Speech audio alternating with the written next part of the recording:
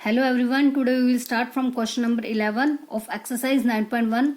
Let's start with the statement of the question. A TV tower stands vertically on a bank of a canal from a point on the another bank directly opposite to the tower. The angle of elevation of the top of the tower is 60 degree. अब ये कह रहे हैं कि एक ना TV tower है, वो एक बैंक पर, कैनल के बैंक पर, मतलब उसके किनारे पर स्टैंड है वर्टिकली मतलब इस टाइप से स्ट्रेट खड़ा हुआ है. From a point on the other bank directly opposite to the tower. Tower के डायरेक्टली अपोजिट मतलब अगर टावर राइट साइड पे है तो लेफ्ट साइड पे बिल्कुल उसके अपोजिट एक पॉइंट दिया हुआ है हमें. किसके ऊपर? कैनल के ऊपर. वहां से जो एंगल ऑफ एलिवेशन बन रहा है इस टावर के टॉप के साथ, वो कितने डिग्री का दिया हुआ है हमें? 60 डिग्री. ठीक है. फिर from another point 20 metre away from this point. अब इस पॉइंट से सी पॉइंट पर पहले एंगल बन गया 60 डिग्री का. अब इस पॉइंट से 20 मीटर अवे मतलब 20 मीटर दूर एक और पॉइंट है. वो पॉइंट हमने क्या ले लिया? Point D. ठीक है. From this point on the line joining this point two the foot of the tower, मतलब फुट ऑफ टावर के साथ जो लाइन ज्वाइन कर रही है ना, इस पॉइंट से एंगल ऑफ एलिवेशन बन रहा है टॉप ऑफ टावर के साथ कितना? 30 डिग्री का. The angle of elevation of the top of the tower is 30 degree. ठीक है. Find the height of the tower and the width of the canal. Tower की हाइट मतलब ए बी की value हमें फाइंड आउट करनी है. And width of the canal, canal तो कितनी थी? BC. तो इस BC की भी वैल्यू हमें फाइंड आउट करनी है. फिर से मैं एक बार आपको बता देती हूँ स्टेटमेंट में क्या है. एक टीवी टावर है, हमने लेट कर लिया कि टीवी टावर कौन सा है? AB. ठीक है. अब इसके अपोजिट कैनल पर एक पॉइंट है, वहां से एंगल ऑफ एलिवेशन बन रहा है टावर के टॉप के साथ 60 डिग्री का. ठीक है. अब उसके बाद ये कह रहे हैं कि इस पॉइंट से 20 मीटर दूर एक और पॉइंट है जो कि इसी लाइन के साथ और टावर की टॉप के साथ एंगल ऑफ एलिवेशन बना रहा है कितने डिग्री का? 30 डिग्री का. अब हमें फाइंड आउट करनी है width of the canal. Canal ये है हमारा BC, तो BC की वैल्यू फाइंड आउट करनी है और टावर की हाइट फाइंड आउट करनी है हमें. डेट मीन्स AB की वैल्यू हमें फाइंड आउट करनी है. तो बस इसे जो जो हमें गिवन है पहले हम वो राइट करते हैं. तो सोल्यूशन में सबसे पहले ये लिख लेंगे let AB be the height of the tower और BC को हम लेट कर लेंगे x मीटर. क्या है? BC इज द विड्थ है ना कैनल की, तो उसको हमने लेट कर लिया x है. Now we have to find किस किस की वैल्यू फाइंड आउट करनी है. एक तो BC की और AB की, ये दोनों वैल्यूज हमें फाइंड आउट करनी है. तो अब स्टार्ट करते हैं क्वेश्चन को. अब इसमें देखो ये हमारा 90 डिग्री का एंगल है. अब 2 एंगल्स हमारे पास है, तो उस केस में ट्रायंगल भी 2 है. कौन कौन से ट्रायंगल लेने हैं हमें? ट्रायंगल ABC और ट्रायंगल ABD. ये 2 ट्रायंगल हम यूज करके चलेंगे क्योंकि हमें किसकी वैल्यू निकालनी है? x की, B और AB की. तो सबसे पहले लेके चलते हैं triangle ABC. Now in triangle ABC perpendicular निकालना है और बेस, दोनों ही चीजें निकालनी है. तो रिलेशन किस में चाहिए हमें? परपेंडिकुलर और बेस में. परपेंडिकुलर और बेस में क्या रिलेशन होता है? टेंजेंट का. और इसमें एंगल कितना है? 60 डिग्री. तो tangent 60 degree equals to perpendicular by में बेस. परपेंडिकुलर का मतलब है हमारा AB और बेस का मतलब है BC. ठीक है. टेंजेंट 60 डिग्री की वैल्यू कितनी होती है? √3. AB की वैल्यू हमें निकालनी है, एज इट इज राइट कर देंगे. और BC को हमने क्या लेट किया था? x. Now cross multiply. √3x equals to AB. AB की वैल्यू आ गई √3x. This is our first equation.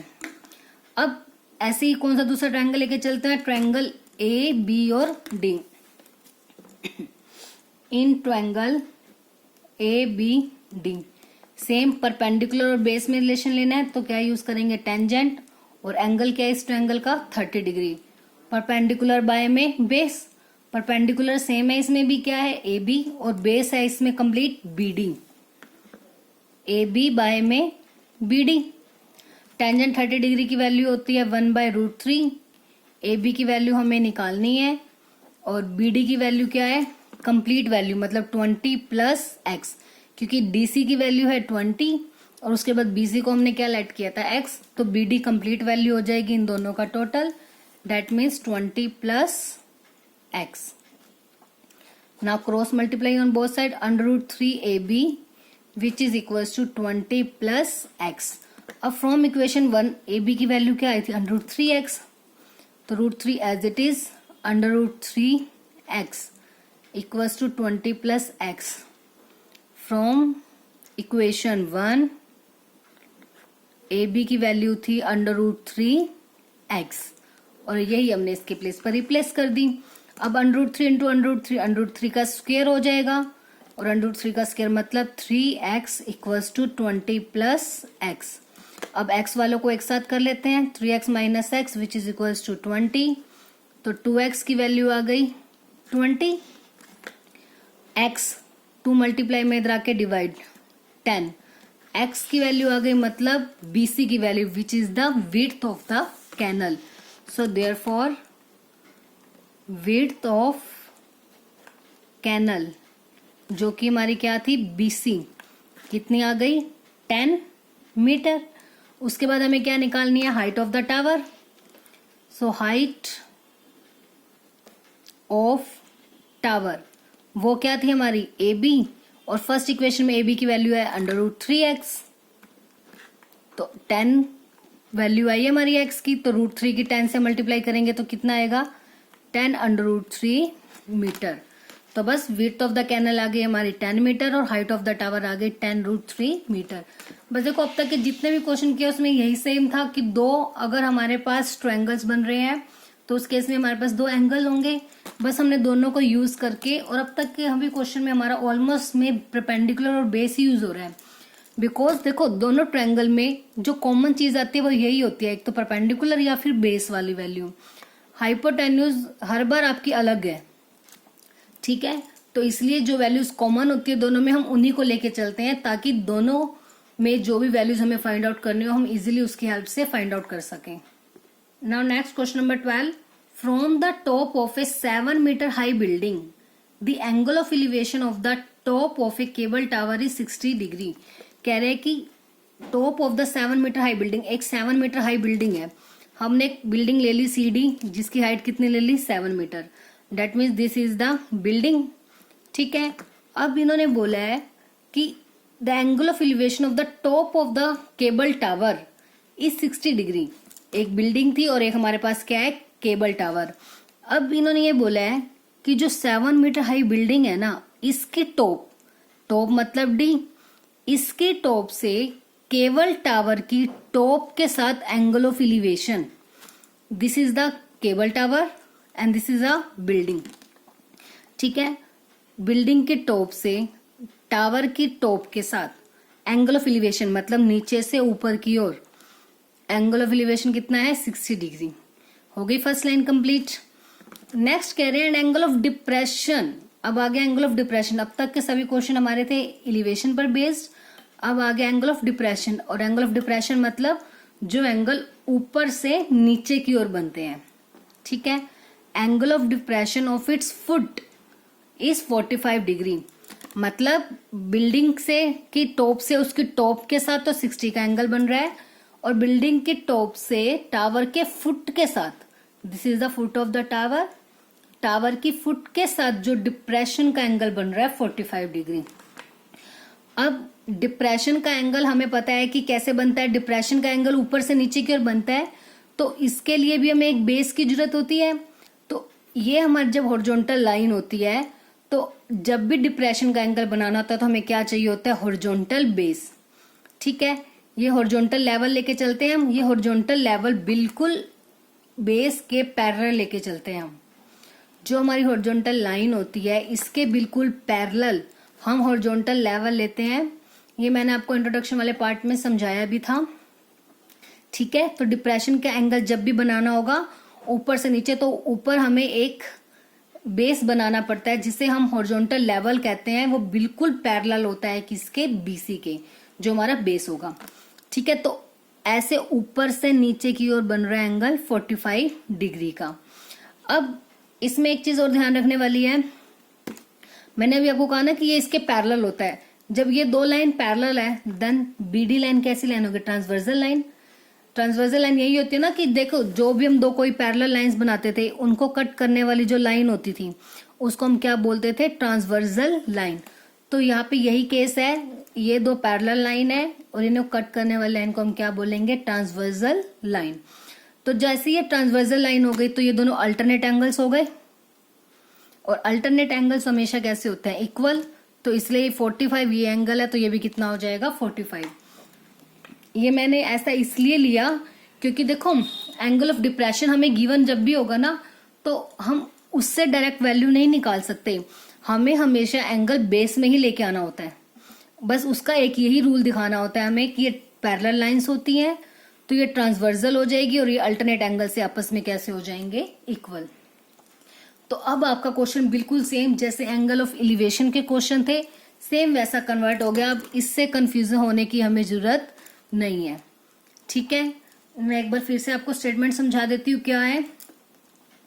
हमें बोला गया था कि हमारे पास एक 7 मीटर हाई बिल्डिंग है, हमने ले ली 7 मीटर हाई बिल्डिंग CD, और एक केबल टावर की बात हो रही थी तो केबल टावर मैंने मान लिया AB है, ठीक है। फिर इन्होंने कहा कि जो बिल्डिंग की टॉप है ना वहां से एंगल ऑफ एलिवेशन बन रहा है, एलिवेशन मतलब नीचे से ऊपर की ओर, किसके साथ, टावर की टॉप के साथ। तो बना दिया टावर की टॉप के साथ 60 डिग्री। फिर उन्होंने बोला एंगल ऑफ डिप्रेशन बन रहा है उसके फुट के साथ। तो डिप्रेशन मतलब ऊपर से नीचे की साइड जाता है, ऊपर से नीचे एक एंगल ड्रॉ कर दिया मैंने 45 डिग्री, जो ऊपर ही बनेगा क्योंकि ये डिप्रेशन का एंगल है। इसके लिए मुझे एक हॉरिजॉन्टल लेवल चाहिए था, बिल्कुल इसके पैरेलल मैंने ले लिया, ठीक है। तभी तो कोई बेस मिलेगा, एंगल तभी बना सकते हैं ना, बस वो बना दिया। उसके बाद इन्होंने बोला है कि हाइट निकालो टावर की, टावर की हाइट मतलब AB की वैल्यू हमें फाइंड आउट करनी है, ठीक है। तो अब इसमें हमने सबसे पहले क्या किया था कि ये दो पैरेलल लाइंस थी तो ये ट्रांसवर्सल लाइन हो गई, तो अल्टरनेट एंगल्स उसमें कैसे होते हैं आपस में, इक्वल। तो ये 45 है तो ये भी क्या हो जाएगा, 45। बस यही सब हम राइट करेंगे। देखो लेट कर लिया CD 7 metre be the height of the building and AB be the height of the cable tower, ठीक है। फिगर से हम ऑब्जर्व कर रहे हैं कि BD जो एक ट्रांसवर्सल लाइन है तो पैरेलल लाइंस DE और CB के लिए तो एंगल BDE इक्वल होगा एंगल DBC 45 डिग्री। जिस एंगल पर बनते हैं एंगल D पर और B पर बन रहे हैं ना तो वो हमेशा बीच में आते हैं, इक्वल हो गया कितना, 45 degree. Since alternate angles are always equal. हो गया यहाँ तक।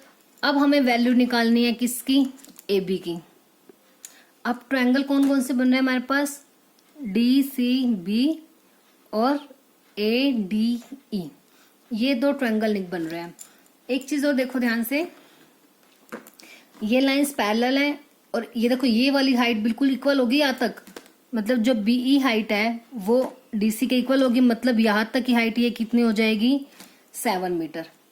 और हम AE को क्या लेट कर लेंगे, X, तो जिससे ये कंप्लीट बन जाएगी हमारी 7 + X, क्योंकि ये और ये बिल्कुल स्ट्रेट है तो यहाँ तक का पोर्शन बिल्कुल इसके इक्वल होगा। ये एक टाइप का आपका रेक्टेंगल बन रहा है कि ये वाली साइड इसके इक्वल हो जाएगी और ये साइड इसके इक्वल हो जाएगी। तो ये 7 है तो ये भी कितनी हो जाएगी, 7। इसको हम क्या लेट कर लेंगे, X। तो अब सबसे पहले हमें निकालनी है अब X की वैल्यू। X की वैल्यू कौन से ट्रायंगल से निकलेगी, ट्रायंगल ADE, ADE से निकलेगी। उसमें परपेंडिकुलर है बट बेस नहीं है, तो बेस इसके इक्वल है ना BC के, तो ये कहां से निकलेगा, ट्रायंगल DCB से। तो सबसे पहले हम लेके चलते हैं triangle DCB। So in triangle DCB perpendicular by में बेस क्या होता है, टेंजेंट, और एंगल क्या यूज हो रहा है, 45। Tangent 45 is to perpendicular by में बेस, परपेंडिकुलर है CD, बेस है BC। टेंजेंट 45 की वैल्यू होती है 1, CD है 7, बेस तो हमें निकालना है। Then by cross multiply we get BC equals to 7 metre. तो जो BC की वैल्यू है वो कितनी आ गई, 7 मीटर। नाउ BC और DE आपस में कैसे हैं, equal. Now DE equals to BC। देखो क्योंकि ये भी 90 का एंगल है, ये भी 90 का एंगल है, ठीक है। इस तरह से 90 ये कंप्लीट एक रेक्टेंगल बन जाएगा ना, और हमें पता है रेक्टेंगल के अपोजिट साइड कैसी होती हैं, इक्वल। तो बस हम DE और BC आपस में कैसे हो जाएंगे, इक्वल।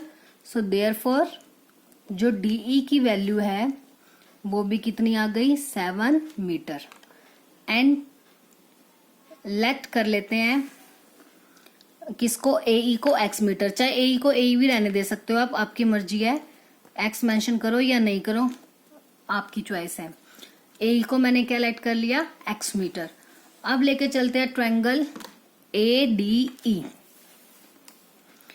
इन ट्रायंगल AD और E, ADE में अब परपेंडिकुलर बाय बेस, परपेंडिकुलर है AE, बेस है DE, tangent 60 degree, tangent 60 degree equals to perpendicular by में बेस। परपेंडिकुलर क्या था, AE, और बेस क्या था, DE। टेंजेंट 60 डिग्री की वैल्यू होती है √3, AE की वैल्यू हमने क्या मानी है, x, और DE की वैल्यू कितनी आई है, 7। तो by cross multiply we get 7 √3 which is equals to x। x की वैल्यू आ गई 7√3। हमें किसकी वैल्यू निकालनी है, AB की। AB इक्वल है AE plus BE, AB equals to AE plus BE। AE की वैल्यू हमारे पास कितनी है, x मानी थी ना, मतलब 7√3 आ गई,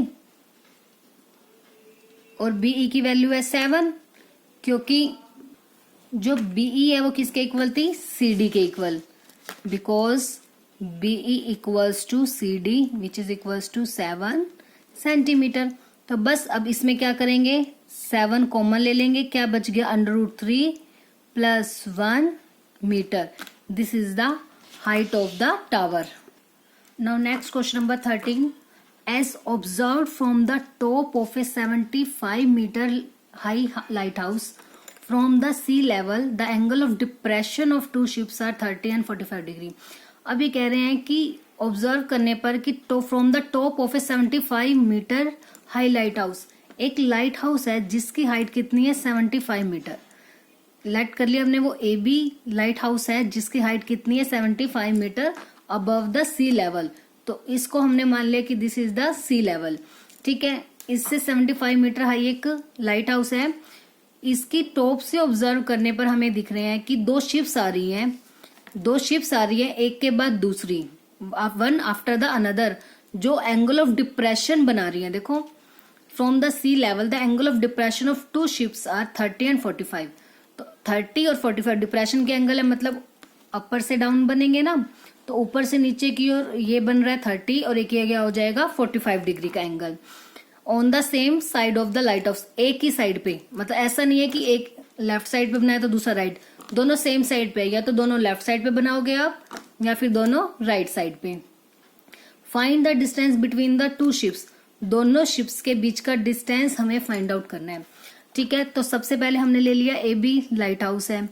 अब जब भी हमें पता है कि अभी हमने लास्ट क्वेश्चन में भी किया था, एंगल ऑफ डिप्रेशन बनाने के लिए हमें एक हॉरिजॉन्टल लेवल की जरूरत होती है। तो हमने हॉरिजॉन्टल लेवल कौन सा ले लिया, AE, जो कि पैरेलल है किसके, BD के।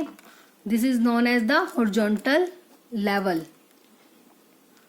हॉरिजॉन्टल लेवल इसको इसलिए बोलते हैं क्योंकि हम इसे हॉरिजॉन्टल बेस के बिल्कुल पैरेलल साइड पैरेलल लेते हैं, तो इसलिए हम बोलते हैं इसे हॉरिजॉन्टल लेवल, ठीक है। अब 30 और 45 डिग्री का, तो ये पहले जो शिप आ रही है उसके साथ कितने डिग्री का एंगल बना रही है, ये 30 डिग्री का, और फिर दूसरे वाले के साथ कितने का बना दिया इसने, 45। 30 और 45 डिग्री के एंगल बना रही है। अब हमें पता है कि जब ये लाइंस पैरेलल है तो उस केस में जो ये AD होगी, this is the transversal line. जैसे ही ट्रांसवर्सल लाइन आ गई तो ये एंगल अगर 30 का था तो ये भी कितने का होगा, 30 का, बिकॉज अल्टरनेट एंगल कैसे होता है, जब भी कोई दो लाइन पैरेलल होती हैं उसमें ट्रांसवर्सल लाइन जब वो जेड बनाती है, देखो जेड की शेप बनती है, तो उसमें जो ये कॉर्नर वाले एंगल्स होते हैं इन्हें हम बोलते हैं अल्टरनेट एंगल्स। तो यहाँ पे देखो ये जेड ही तो बन रहा है दिस, तो इसलिए ये दोनों कैसे हो गए अल्टरनेट, ये 30 है तो ये भी 30।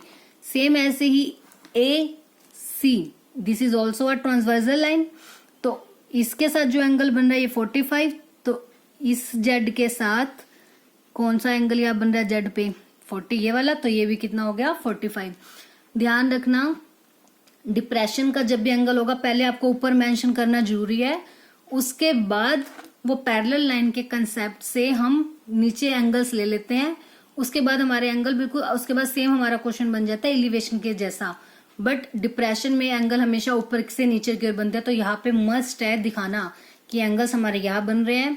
उसके बाद हमने पैरेलल लाइन के कंसेप्ट से एंगल्स को नीचे बेस पर लिया है। ठीक है, तो क्वेश्चन को स्टार्ट करते हैं। हाँ, पहले हमें निकालना क्या है, distance between the two ships. दो शिप्स ये हैं सी और डी पॉइंट्स पर, इनके बीच का डिस्टेंस मतलब सी डी की वैल्यू हमें फाइंड आउट करनी है। तो स्टार्ट करते हैं क्वेश्चन को। सबसे पहले मैंने यही राइट कर लिया, लेट जो ए बी था वो 75 metre be the height of the lighthouse. Figure से जो मैंने अभी आपको बताया ना कि ए डी और जो हमारी ए सी है वो दोनों कैसी लाइन्स है, ट्रांसवर्सल लाइन। ये थी जो ए डी और ए सी ट्रांसवर्सल लाइन्स हो गई। ठीक है, पैरेलल लाइन कौन कौन सी के, ए ई और बी डी। अब दोनों एंगल्स 30 और 45 के इक्वल हो गए ना, ये वाला एंगल ए ई डी और ए डी बी 30, ऐसे ही ई ए सी और A C B, these are the 45 degree angles. हो गए एंगल्स। अब हमें वैल्यूज फाइंड आउट करनी है। अब देखो फिगर से दो ट्रायंगल बन रहे हैं हमारे पास, ट्रायंगल ए बी सी और ट्रायंगल ए बी डी। दोनों को एक एक बार लेके चलते हैं। पहले लेके चलते हैं triangle A B C. In triangle A B C P और बी में रिलेशन है ना, तो tangent angle is 45 degree, perpendicular by में base, perpendicular is A B, by में base is B C.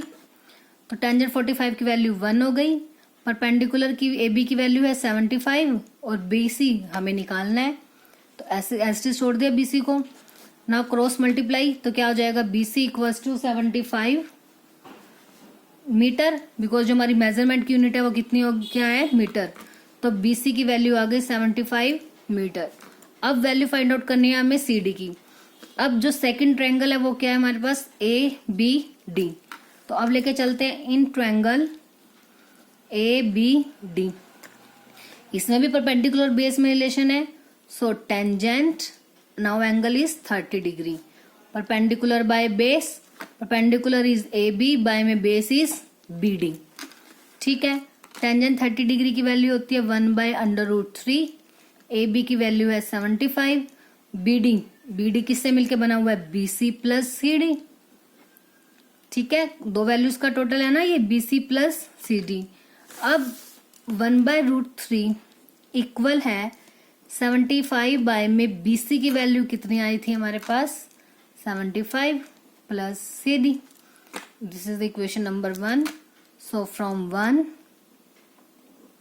B C equals to 75 metre.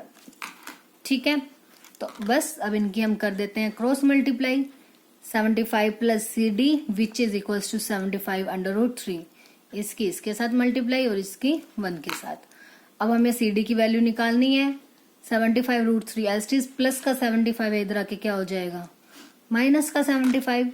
Now taking 75 common we have √3 minus 1, तो C D की value आ गई 75 into √3 minus 1 metre. तो that means जो दोनों ships के बीच का डिस्टेंस है वो इतना है। तो बस यही राइट कर लेंगे, therefore distance between two ships equals to 75√3 minus 1 into metre, sorry ठीक है, 75 इंटू √3 माइनस 1 मीटर। बस डिप्रेशन के एंगल में आपको कभी भी कंफ्यूज नहीं होना, सिर्फ उसमें इतना ध्यान रखना है, बस हमें एक बार एंगल ऊपर की ओर बनाना है, उसके बाद बिल्कुल सेम हम नीचे ही एंगल को ट्रीट नीचे की तरह ही करते हैं, सेम जैसे एलिवेशन में करते हैं, सिर्फ एक बार कंसेप्ट हमें ये ऊपर वाला यूज करना पड़ता है। ठीक है, आई होप आप सभी को ये क्लियर हो गया होगा अच्छे से, डिप्रेशन के एंगल्स के क्वेश्चन को हम कैसे सॉल्व करते हैं। एलिवेशन के तो हमने अब तक देखो 11 क्वेश्चन सॉल्व कर चुके हैं, आई होप वो तो आपको बहुत अच्छे से क्लियर हो गए होंगे। और डिप्रेशन के भी हमने अब 2 क्वेश्चन सॉल्व कर लिए हैं।